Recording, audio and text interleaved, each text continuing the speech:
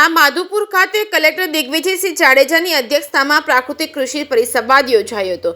ગુજરાતના પ્રાકૃતિક કૃષિ વિકાસ બોર્ડ અને આત્મા પ્રોજેક્ટ દ્વારા પ્રાકૃતિક ખેતી ઉપર પ્રાકૃતિક કૃષિ પરિસંવાદ અને પ્રદર્શન કાર્યક્રમ કરવામાં આવે છે, જેમાં આત્મા પ્રોજેક્ટ દ્વારા આજે સવારે તાલાળાના માધુપુર લીંબા પટેલ સમાજની વાડી ખાતે પ્રાકૃતિક ખેતી ઉપર પ્રાકૃતિક કૃષિ પરિસંવાદ અને પ્રદર્શન કાર્યક્રમ યોજાયો છે।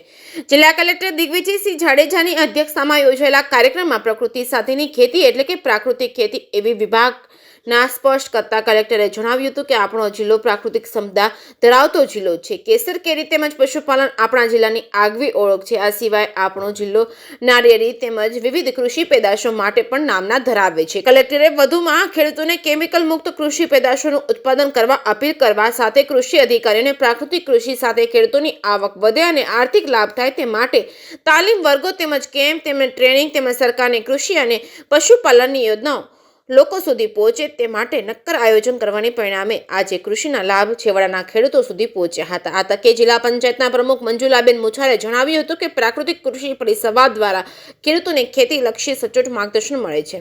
આ કાર્યક્રમમાં પ્રાકૃતિક કૃષિ પાકોની જાણકારી માટે વિવિધ પ્રદર્શન સ્ટોલ ઉભા કરવામાં આવ્યા હતા। આ સ્ટોલની મુલાકાત કલેક્ટર સહિતના અધિકારીઓ અને પદાધિકારીઓએ લીધી છે। આ કાર્યક્રમમાં કૃષિ તજજ્ઞો દ્વારા ખેડૂતોને માહિતગાર કરવામાં આવ્યા હતા તેમજ પ્રગતિશીલ ખેડૂત જીતુભાઈએ પ્રાકૃતિક ખેતી અંગે પોતાના પ્રતિભાવો વ્યક્ત કર્યા હતા।